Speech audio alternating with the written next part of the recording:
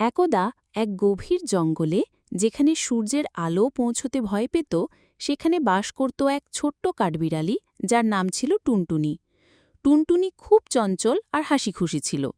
তার দিন কাটত বাদাম কুড়িয়ে আর বন্ধুদের সাথে খেলা করে। একদিন টুনটুনি জঙ্গলের গভীরে চলে গেল, যেখানে সে আগে কখনো যায়নি। হঠাৎ সে দেখল একটি বিশাল গাছ, যার ফলগুলো ঝলমল করছে সোনার মতো। টুনটুনি অবাক হয়ে গেল। সে ভাবল, এত সুন্দর ফল, নিশ্চয়ই খুব মিষ্টি হবে। সে গাছে উঠে একটি ফল পাড়তে গেল, কিন্তু যেই না ফলটি ছুঁয়েছে, অমনি গাছ থেকে একটি গম্ভীর কণ্ঠস্বর ভেসে এলো, খবরদার, এই ফল স্পর্শ করবে না। টুনটুনি ভয়ে থরথর করে কাঁপতে লাগল।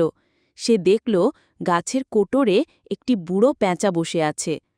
পেঁচা বলল, এই ফল সাধারণ ফল নয়, এটি হল ইচ্ছা পূরণের ফল। যেইটি খায় তার সব ইচ্ছা পূরণ হয়।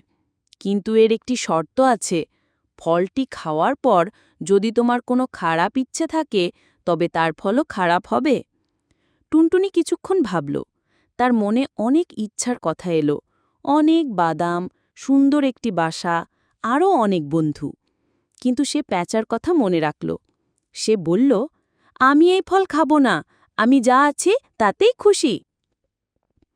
পেঁচা টুনটুনির কথায় খুব খুশি হল। সে বলল, তুমি খুব বুদ্ধিমান টুনটুনি।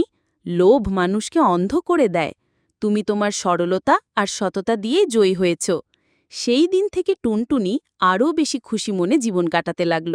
সে বুঝতে পারল, সত্যিকারের সুখ বাইরে নয়, নিজের ভেতরেই থাকে।